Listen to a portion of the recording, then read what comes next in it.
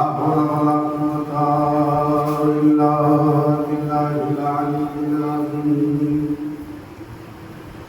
أعوذ بالله من الشيطان الرجيم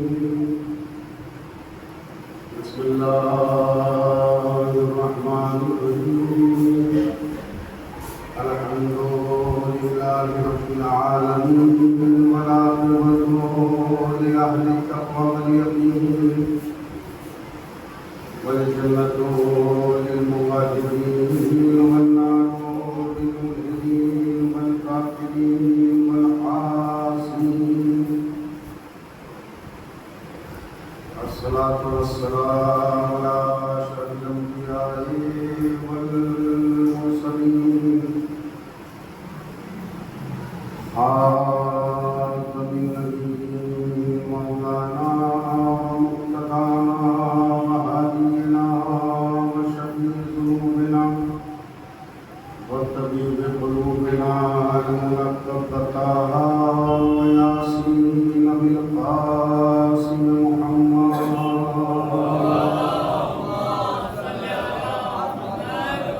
وعلى آل بيته الطيبين الطاهرين المعصومين الغر المحجلين الميامين المظلومين المنصورين ولعنة دائمة باقية على أعدائهم ومنكر فسادهم ومصائبهم أجمعين أما بعد فقد قال رسول الله صلى الله عليه وآله وسلم بسم الله الرحمن الرحيم هذه بنتي مسيلة خديجة صلوات محمد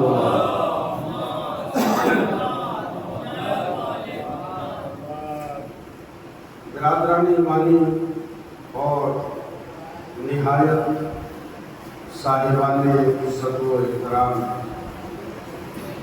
میرے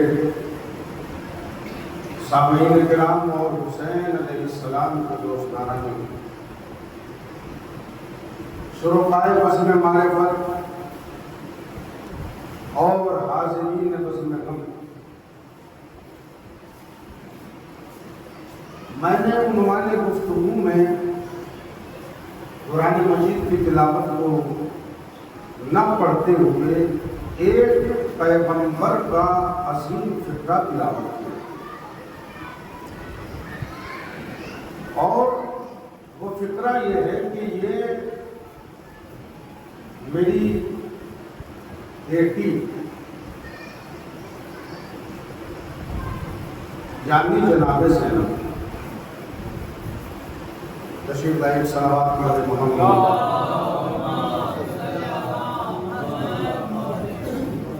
ارشاد ہوا کہ حاضری بنتی مسیلت و خدیجہ، یہ میری بیٹی زینب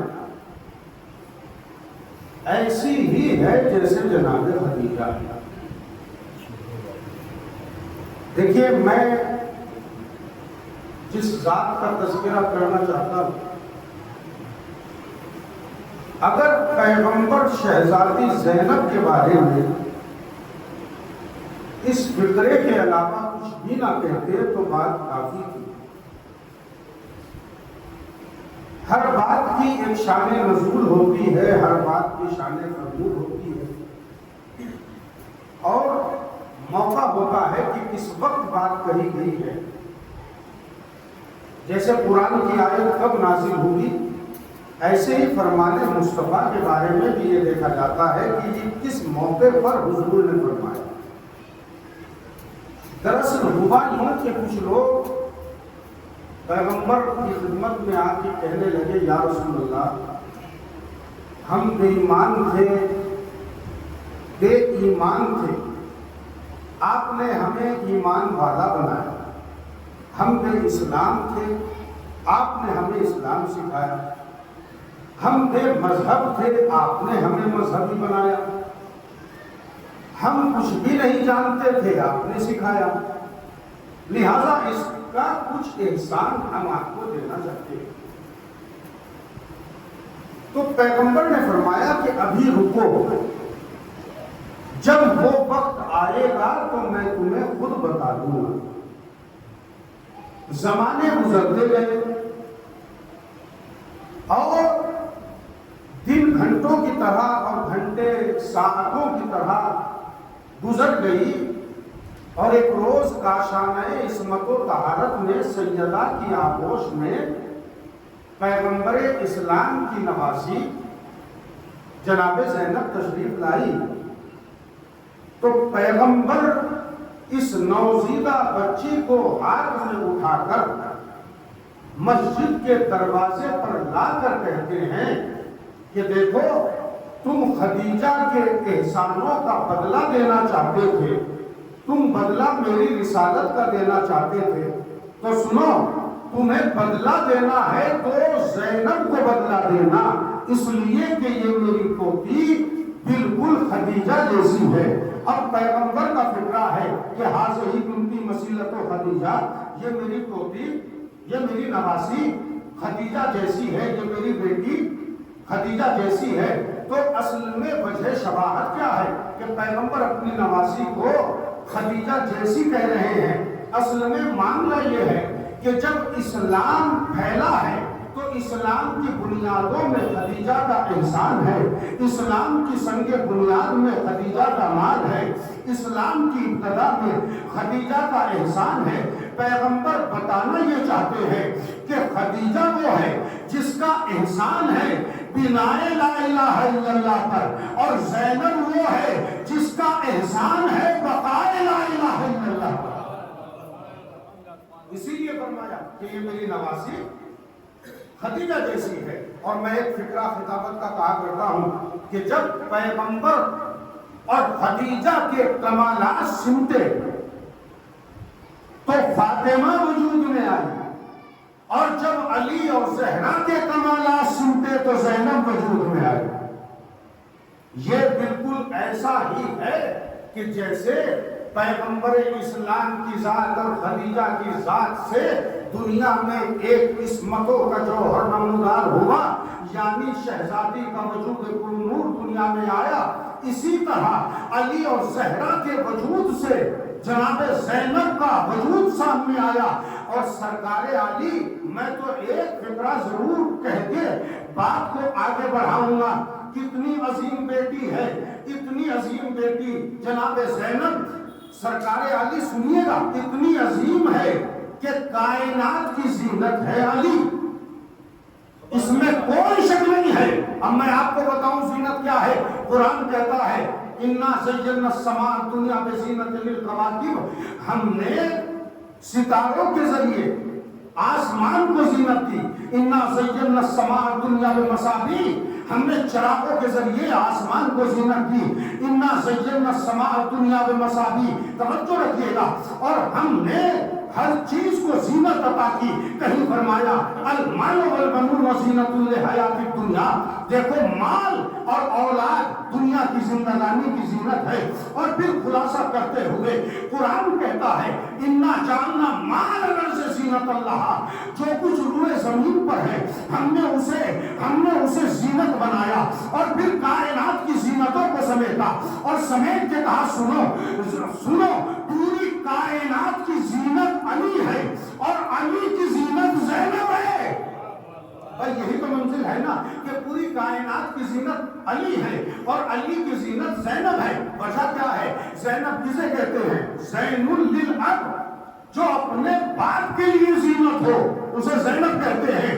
اب جملہ کہوں گا اور یہیں سے تقریر شروع کر رہا ہوں، تمہید ختم ہو گئی۔ زینب کون ہے؟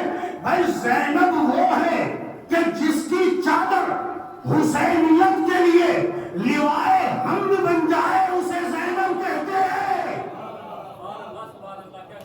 دیکھیں میرے پاس تو میرے علمی احاطے میں اس سے اچھے فکرے نہیں ہیں، آپ ذرا سا توجہ سے سن لیجئے۔ ممکن ہے کہ انداز بیان میں کوتاہی ہو، مگر جملوں کی گراماری میں کوئی شک نہیں ہے۔ سنیے زینب کسے کہتے ہیں؟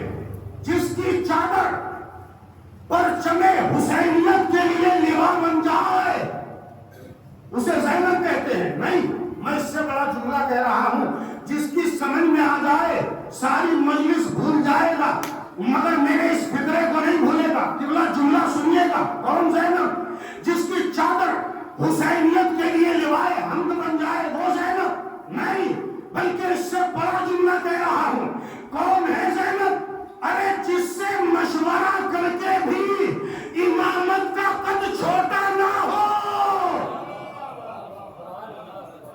خدا کی قسم میں آپ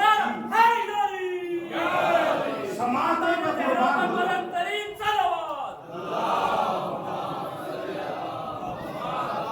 میں آپ کی سماعتوں میں قربان ہوں۔ میں نے اتنا عظیم جملہ آپ کی خدمت میں پیش کیا، شاید کسی لائق ہو۔ زینب کون ہے؟ جس سے مشورہ کر کے عصمت اور نبوت کا قد چھوٹا نہ ہو اسے زینب کہتے ہیں۔ اپنی سمجھ میں نہیں آیا تو میں بتاتا ہوں کہ زینب کسے کہتے ہیں۔ یزیدی لشکر کو دو چیزوں پہ بڑا ناز تھا، دو چیزوں پہ، اور آج بھی لوگوں کو دو ہی چیزوں پہ ناز ہوتا ہے۔ توجہ ہے، یا طاقت پہ اور یا اپنے پیسے پر۔ کل کے حالات ذرا بدلے ہوئے تھے، اس طاقت کے اور پیسے کے زمرے میں میں بات کہہ رہا ہوں۔ کل یزیدی لشکر کو، فوج کو، حکومت کو دو چیزوں میں بڑا ناز، ایک اپنی طاقت پر اور ایک اپنی ناپاک سیاست پر۔ بھئی یہی تو دو چیزیں تھی جو یزید کو یزید بنائے ہوئے تھی۔ اور جملہ سنیے گا سرکار، یزید کوئی بقول ہمارے استاد کے کن کھجورا نہیں تھا جو دیوار سے نکل کے آیا تھا۔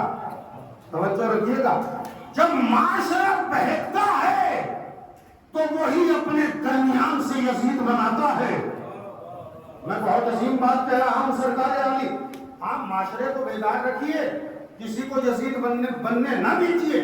فرعون کہیں آسمان سے نہیں ٹپتا تھا، حامان آسمان سے نہیں ٹپتا تھا، حامان آسمان سے نہیں ٹپتا تھا، قارون آسمان سے نہیں ٹپتا، یزید آسمان سے نہیں آیا تھا۔ جب معاشرے بہکتے ہیں تو دنیا یزید بنتی ہے۔ توجہ رکھیے گا، معاشرے کو بات رکھیے، ماحول کو بات رکھیے۔ تو دو چیزوں پہ بڑا ناز، وہ دو چیزیں کیا تھی؟ ایک عملی حکومت کی طاقت اور ایک اپنی ناپاک سیاست۔ وہلے حسین تیری تدبیر کو سلام، دونوں کے مقابلے پر لے کر آئے، کہا اگر طاقت پہ ناز ہے تو عباس میرے پاس ہے، اور اگر اپنی ناپاک سیاست پہ ناز ہے تو خطبے کی شمشیر سے زینب نے سیاست کی جڑیں اکھاڑ دی۔ حیدرآباد کے کسی عالم نے کہا تھا، سنی عالم نے کہا تھا، شیعہ عالم نہیں تھا، حیدرآباد میں سنی عالم، میرا سنی بھائی ہے، آج بھی زندہ ہے۔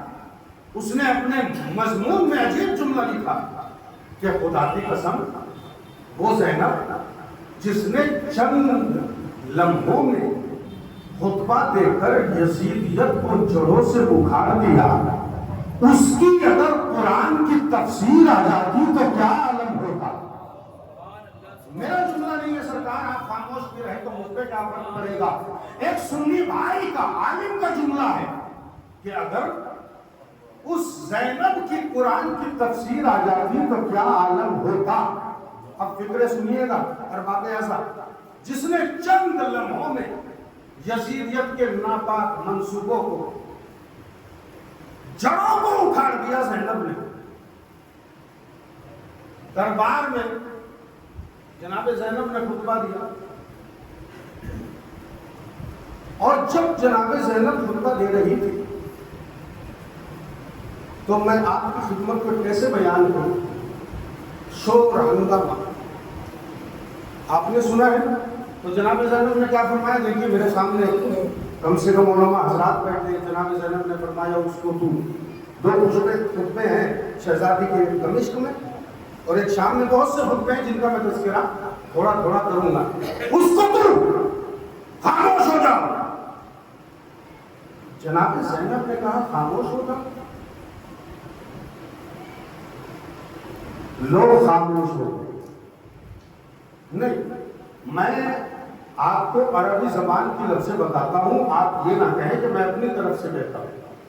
فسكنت الهوى وخرست الفضاء وارتدت الانفاس وسقطت الاجراس في اعناق الابل. جیسے زینب نے کہا خاموش، ہوا خاموش، فضا خاموش، اونٹوں کے گلوں میں پڑی ہوئی رسیوں گھنٹیوں کی آواز خاموش، انسان خاموش، ماحول خاموش، وحوش و طیور خاموش. جملہ سنیے گا. شیخ مفید کہتے ہیں، شیخ مفید نے عجیب جملہ کہا شیخ مفید نے کہا جانتے ہو، زینب نے کہا خاموش، کائنات کی نبضیں رک گئی، دنیا خاموش ہو گئی، کیوں ہوئی؟ سنیے شیخ مفید کہتے ہیں کأنما صدر الامر عن لسان اولی الامر فی ذالک الوقت نائبۃ للامام. زینب نے کہا اس کو تو خاموش ہو جاؤ. ارے زینب اس وقت امام کی نائب تھی. ایسا تھا کہ جیسے اولی الامر حکم دے رہا ہو. اور جب اولی الامر کسی چیز کا حکم دے تو کائنات پہ واجب ہے کہ خاموش ہو جائے. شیخ مفید نے کہا کہ اصل میں جناب زینب اس وقت نائب تھی امام کی، اور گویا کہ یہ حکم امام نے دیا تھا اس کو تو خاموش ہو جاؤ.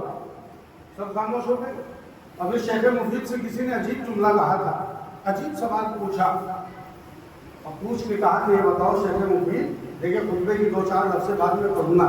شیخ مفید یہ بتاؤ کہ جب جناب زینب خطبہ دے رہی تھی تو کافروں کے بیچ میں کھڑی تھی، چاروں طرف کافر تھے. ہم یوں ہی اپنے علماء کی تعریف نہیں کرتے. بھائی فرق یہ ہے کہ ہم نے لٹیروں کو مولوی سمجھ لیا. توجہ ہے نا، ہم نے دین فروشوں کو مولوی سمجھ لیا. ہم کسی کی سادگی کی کوئی قیمت نہیں سمجھتے، کسی کے علم کی کوئی قیمت نہیں سمجھتے. ہم قیمت سمجھتے ہیں صاحب لگژری زندگی. مجلس کا وعدہ لے گا تو ہوٹل میں رکے گا. توجہ، فلائٹ سے آؤں گا، لفافہ ایک مجلس کا 35,000 ہوگا. عوام خوش. توجہ رکھیے گا.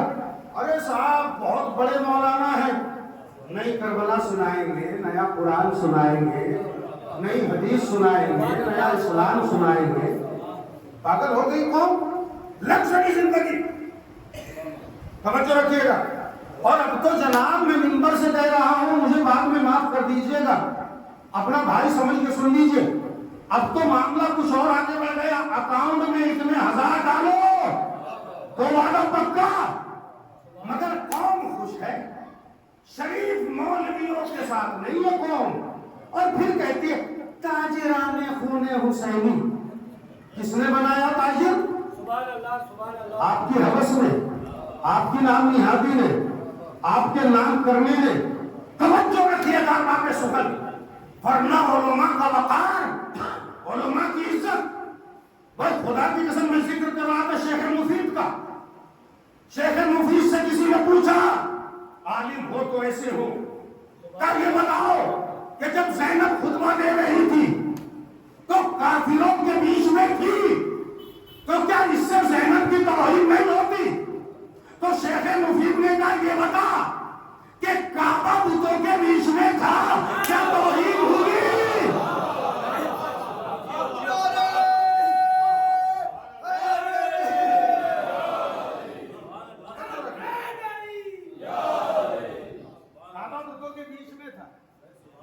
کافروں کے بیچ میں ایسے ہی کھڑی تھی جیسے کعبہ بتوں کے بیچ میں تھا. اور سرکار عالی، اب یہ جملہ انیس کا ہے، میرا نہیں ہے. جب کعبے تک بات آتی اور شہزادی زینب کا تذکرہ ملحوظ نظر ہے تو یہ سرکار انیس کا خیال ہے، کسی اور کا خیال نہیں ہے. شاعر انیس کا خیال چرا کے اپنے کو شاعر کہتے ہیں. پڑھیے مرثیہ. جب توق و سلاسل میں مسلسل ہوئے آگے، سرکار انیس نے ایک مصرے میں کہا، چونکہ کعبہ اور زینب کا تذکرہ ہے لہذا جملہ کہہ رہا ہوں، ورنہ میرے بیان سے باہر کا جملہ ہے. سرکار انیس کہتے ہیں سنو اگر زینب کے سر پہ ردا نہیں ہے تو زینب کی عظمت کم نہیں ہوتی، کعبے پر غلاف نہ ہو تو کعبے کا وقار کم نہیں ہوتا۔ کیسے کھڑی تھی زینب؟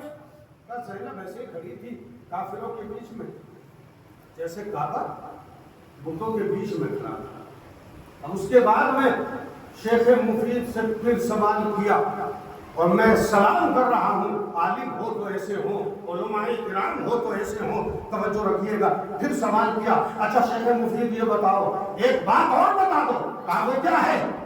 سنیے، کہ جب جناب زینب خطبہ دے رہی تھی تو لوگ جناب زینب کا چہرہ دیکھ رہے ہوں گے، ہائے ہائے کہاں کہاں سے شیعت کو زخمی کیا جاتا ہے۔ شیخ مفید سے کہا سنو، جب زینب خطبہ دے رہی تھی تو کافر چہرے کی طرف دیکھ رہے ہوں گے۔ شیخ مفید نے کہا نہیں بھائی سنیے، کانما کان سلام اللہ علیہا فی ذالک الوقت کالشمس الطالعہ، اس وقت زینب ایسی تھی جیسے ابھرتا ہوا سورج۔ بھائی جملے پر غور کیجیے گا، زینب اس وقت ایسے تھی جیسے سورج اپنی پوری آفتاب پر ہو، اور جب سورج اپنے کمال پر ہو تو کسی کی ہمت نہیں ہے کہ نظریں اٹھا کے دیکھے۔ صلوات پڑھنے محمد و آل محمد۔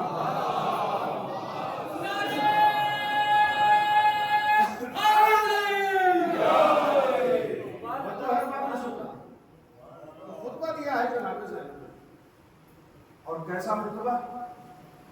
پہلا جملہ الحمدللہ عدد الرمل والحصان زینت العرش والسرا، تعریف ہے اس اللہ کی، کتنی تعریف؟ ریت کے ذروں کے برابر تعریف۔ زینت العرش والسرا، آسمانوں کے وزن کے برابر تعریف، اور والسرا خاک کے ذروں کے برابر تعریف۔ جناب زینب خطبہ دے رہی ہے، اور خطبہ دیتے دیتے جناب زینب نے جو جملے کہے ہیں خدا کی قسم سنیں گے۔ اللہ تعلمون، چھوڑ رہا ہوں سارے خطبے کو، اللہ تعلمون ایو دم سفقتم ہو علی شط الفرات، تم جانتے ہو کہ تم نے فرات کے کنارے کون سا خون بہایا ہے؟ ازکا من الکوثر والماء الحیات، وہ خون آب حیات اور کوثر سے بھی زیادہ پاکیزہ ہے۔ تم جانتے ہو تم نے کس کا خون بہا ہے؟ ہکذا یفرح البغاة بقتل الہداة، تمہاری خطا نہیں ہے، ارے زنا کرنے والی ماں کی اولاد اتنی ہی خوش ہوتی ہے جب اللہ کے نیک آدمیوں کو قتل کرتے ہیں۔ یہ تمہاری خوشی نہیں ہے، تمہاری خطا نہیں ہے۔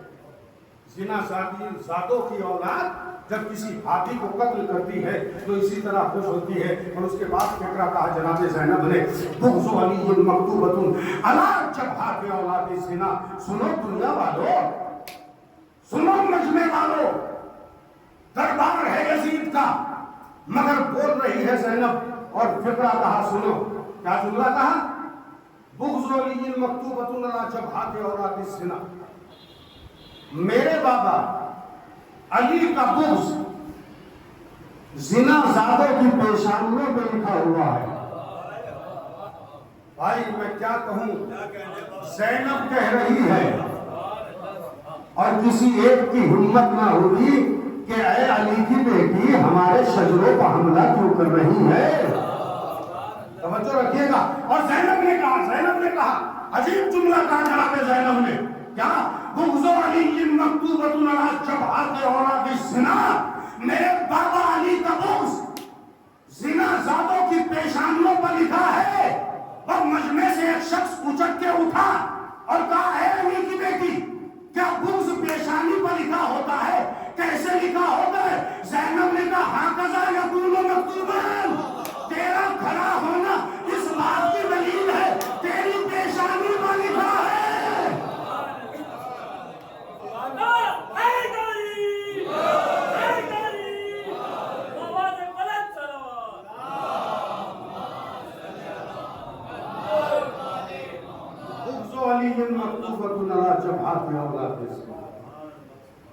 آقا علی کا بغض زنا زادوں کی پریشانیوں پر لکھا ہوا ہے.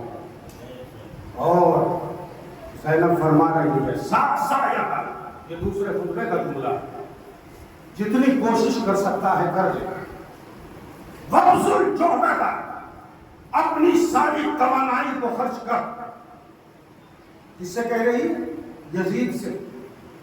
جتنی توانائی ہے ساری خرچ کر، جتنی کوشش کر سکتا ہے ساری کر. نہ تو ہمارے ذکر کو پھیلنے سے روک سکتا ہے اور نہ اس چراغ کو بجھا سکتا ہے جو وحی کا چراغ اللہ نے ہمارے گھر میں جلایا ہے. جتنی کوشش کر سکتا ہے کر.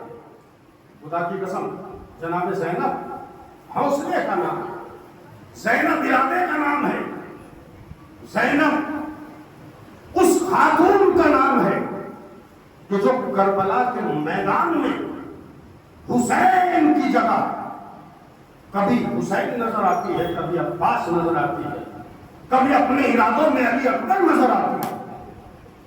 دیکھیے ہر انسان کی زندگی میں کچھ نمونے ہوتے ہیں اور سب سے بڑا نمونہ اس کی اولاد ہوتی ہے.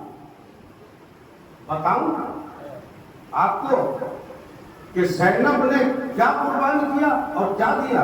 دیکھیں مسائل کی منزل پر نہیں ہوں مگر پھر بھی کہہ رہا ہے. اور محمد زینب کے بچے ہیں اور آپ نے مسائل میں سنا ہوگا، ابھی میں مسائل کی منزل کے قریب نہیں آیا، کہ زینب کے لاڈلوں نے علم لینے کی تمنا کی. بھائی انیس نے لکھا، کبیر نے لکھا، قبلہ مقاتل میں لکھا ہوا ہے کہ ماموں ہمیں علم دیجئے. اگر آپ بظاہر دیکھیں تو بڑی عجیب بات ہے، جس گھر میں عباس ہیں، علی اکبر ہیں، قاسم ہیں، وہاں محمد علم لینا چاہتے ہیں. میں اکثر سوچا کرتا تھا کہ یہ طفلانہ ضد تو نہیں تھی، یہ بچوں کی تمنا تو نہیں تھی، یہ بچپن کا تقاضا تو نہیں تھا. نہیں، اور بابیزہ بات یہ نہیں تھی. مولانا محمد بچپن کی وجہ سے علم نہیں مانگ رہے تھے، نعوذ باللہ من ذالک، کوئی کھلونا نہیں تھا جسے مانگ رہے تھے. علم جو عباس کے ہاتھوں میں تھا. کیوں؟ اس لیے کہ احساس تھا کہ ہم جعفر طیار کے پوتے ہیں، ہم جعفر طیار کے پوتے ہیں. توجہ، ہمیں علم چاہیے. تو علم کیوں چاہیے تھا؟ کیوں تمنا کی تھی؟ میری سمجھ میں بس ایک بات آتی ہے، اصل میں عرب کا ماحول یہ تھا کہ جناب علی سب سے زیادہ تکلیف لشکر کے علم بردار کو اٹھانی پڑتی تھی. زینب کی تربیت کہلوا رہی تھی کہ علم ہمیں چاہیے. کہیں ایسا نہ ہو کہ دنیا ہمیں یہ کہہ دے کہ علم محمد شہادت سے لڑ گئے. توجہ رکھیے گا. اور یہی وجہ ہے کہ جب میدان میں جا کے رجس پڑھا ہے مولانا محمد نے، خدا کی قسم، تو کیا کہا؟ وہ عربی زبان میں 4 مصرے ہیں. سیفی لکم وبال والسبط لی اخال. پہلا مصرع جسے مولانا محمد نے آ کے کہا، رجس پڑھا، جنگ کرنے سے پہلے رجس پڑھا جاتا تھا، آ کے میدان میں نعرہ کیا. زینب کے بچوں نے کیا کہا؟ سیفی لکم وبال والسبط لی اخال. یہ تلوار نہیں ہے بلکہ موت کی بجلی ہے. جناب محمد کا رجس ہے سرکار، اور مقتل کی ضمانت سے پڑھ رہا ہوں، لہذا سماعت کی ضمانت سے سنیے. کیا کہا؟ سیفی لکم وبال، یہ ہماری تلواریں نہیں ہے، یہ موت کی بجلی ہے جو تمہارے اوپر کرتی گی. والسبط لی اخال، اور جو نواسہ رسول ہے وہ ہمارا نانا ہے. اور کیا کہا؟ والبدر من ورائی آتاکم الہلال. اب میں ترجمہ کرنے سے پہلے ایک بات بتا دوں، علماء حضرات تو جانتے ہیں، بدر کہتے ہیں چودھری کے چاند کو، اور ہلال کہتے ہیں پہلی کے چاند کو. یہ عربی زبان میں فرق ہے. قمر کہتے ہیں چاند کو، مگر چاند کے مکمل تصور کو قمر کہتے ہیں جب پورا ہو جائے، لیکن جب پہلی تاریخ کا ہوتا ہے تو رویت ہلال کہتے ہیں، رویت بدر نہیں کہا جاتا۔ یہ عربی زبان کی اپنی ایک ادا ہے کہ جب چاند پہلی کا ہو تو ہلال، اور جب بدر کامل ہو جائے 14ویں کا تو اسے بدر کہتے ہیں، اور پھر بعد میں جب پورا چھا جائے تو قمر۔ توجہ رکھیے گا، اور محمد نے کیا کہا پھر سنیے گا، سیفی لکم وبال، یہ تلوار نہیں ہے، موت کی سائقہ ہے، بس سبت لی اخال، اور یہ جو ہمارا مامنو ہے یہ رسول کا نواسا ہے۔ اور اس کے بعد میں کیا کہا، والبدر من ورائی آتاکم الہلال، ارے ابھی تو آسمان شجاعت کا ہلال آیا ہے، آسمان شجاعت کا بدر یعنی عباس تو بعد میں آئے گا۔ والبدر من ورائی آتاکم الہلال، میرے پیچھے جو آنے والے ہیں، میرے بعد جو آنے والے ہیں، وہ تو آسمان شجاعت کے بدر کامل ہیں۔ ابھی تو یہ سمجھ لو کہ آسمان شجاعت کا ہلال تمہارے سامنے آیا ہے۔ اور اسی رجز کو سرکار انیس نے کہا، دیکھیے میں مجلس میں اشعار نہیں پڑھتا، اس لیے کہ محفل اور مجلس میں فرق ہوتا ہے، شاعری ذاکری میں فرق ہوتا ہے، خطابت نظامت میں فرق ہوتا ہے، ذاکر اور شاعر میں فرق ہوتا ہے، مگر سرکار عالی کیونکہ مسئلہ میر انیس اللہ مقامہ کا ہے، خدائے سبحان کا ہے، وہ اور محمد کا رجز پڑھتے ہیں اور بیان کرتے ہیں۔ میں ایک بند پیش کروں گا، اور محمد کے رجز کو سرکار انیس نے کس انداز میں کہا، سنیے گا، کیا شمر کا شمار جو مارا اگر تو کیا۔ اب اگر آپ ان اشعار کو بھی بیدار ہو کے سنیں گے تو روح انیس شکوا کرے کہ میں تو چلا جاؤں گا۔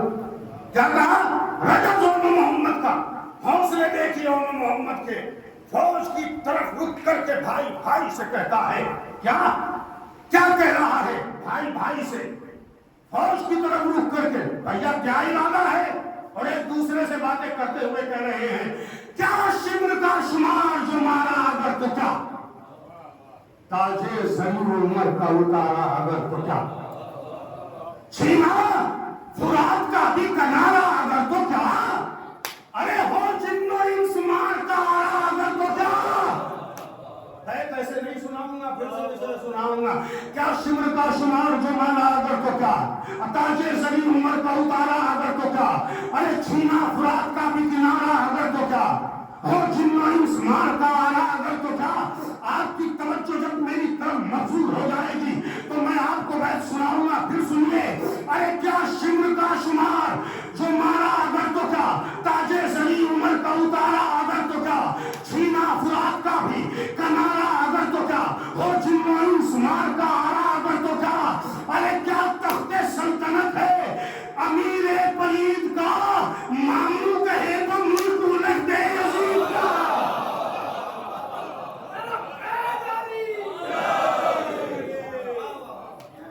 ماموں کہے تو ملک الٹ دے یزید کا۔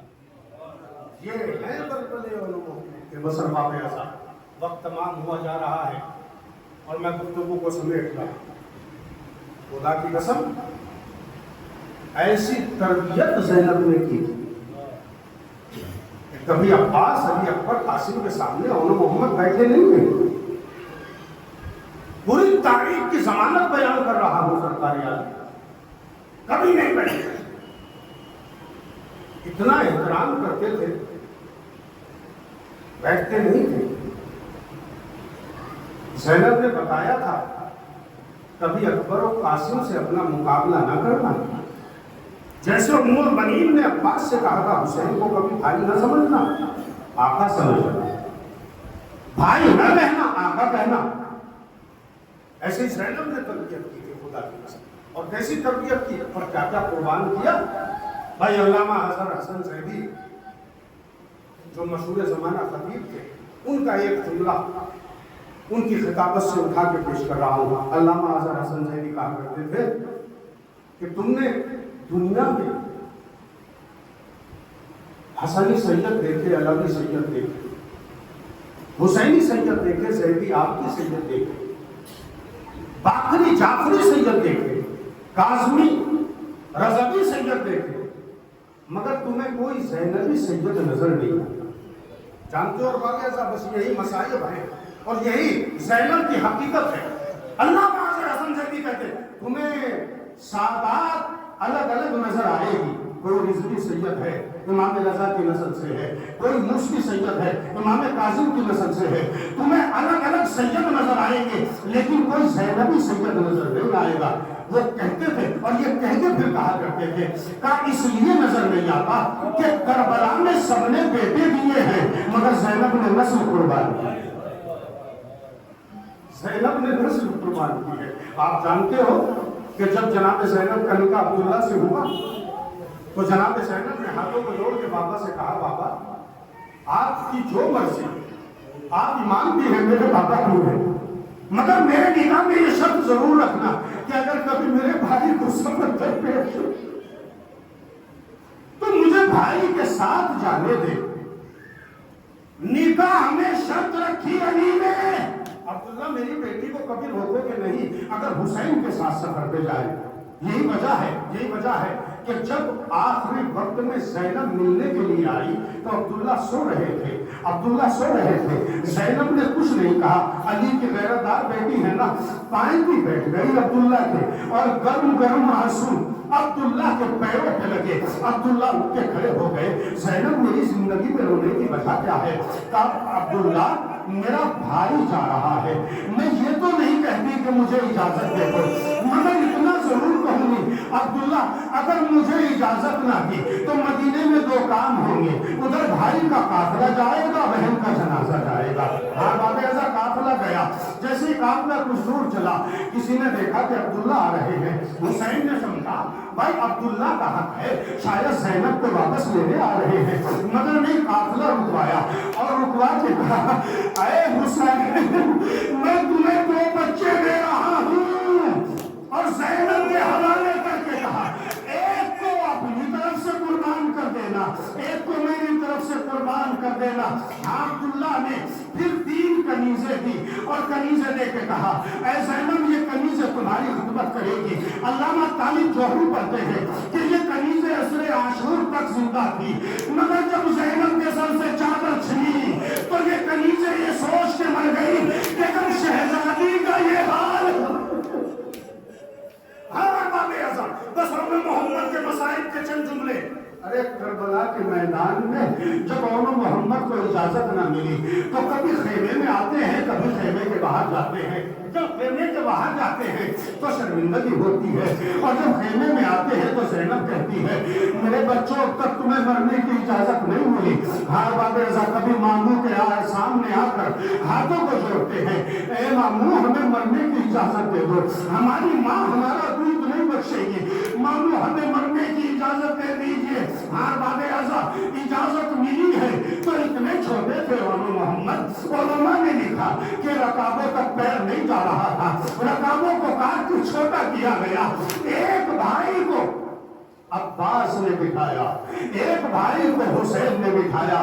میں کہوں گا مولا ارے گھوڑے پر آپ بٹھا رہے ہیں مگر گھوڑے سے جب گریں گے تو بچوں کو کون اتارے گا؟ ہر باب ازا سنیں گے چلتے چلتے فرات کے کنارے پہنچنے والے ہیں. ماں کی وصیت زینب کی وصیت اور محمد کو یاد آئی. 3 وصیتیں کی تھی زینب نے. پہلی وصیت میرے بچوں اگر پسرے سعد کے خیمے تک چلے جانا تو اسے قتل کرنا, اس لیے کہ میرے بھائی کا سب سے بڑا دشمن پسرے سعد ہے. اور دوسری وصیت یہ ہے میرے بچوں اگر فرات تک پہنچ جاؤ تو پانی نہ پینا. اور تیسری وصیت یہ تھی میرے بچوں اگر تیورا کے زمین پر گرو میرے بھائی کو آواز نہ دینا. ارے میرا بھائی اتنا تھکا ہوا ہے کہ صبح سے لاشوں پر لاشیں لا رہا ہے.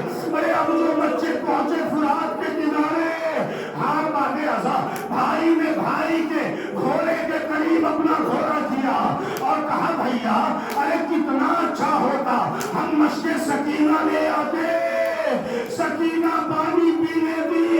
ارے تیورا کے زمین پر گرے, آواز دی چھوٹے ماموں. ارے حسین بھی آئے, عباس بھی آئے, بچے چاول رکھتے بس آخری فکرہ خیمے میں بچوں کو لے کے آئے. ابھی اور محمد کی سے اکھڑ رہی تھی، ابھی آواز آ رہی تھی۔ ایک مرتبہ کان لگا کے عباس نے سنا تو بچے کہہ رہے تھے ماموں ہماری ماں سے پوچھ لو کیا تم نے دودھ کا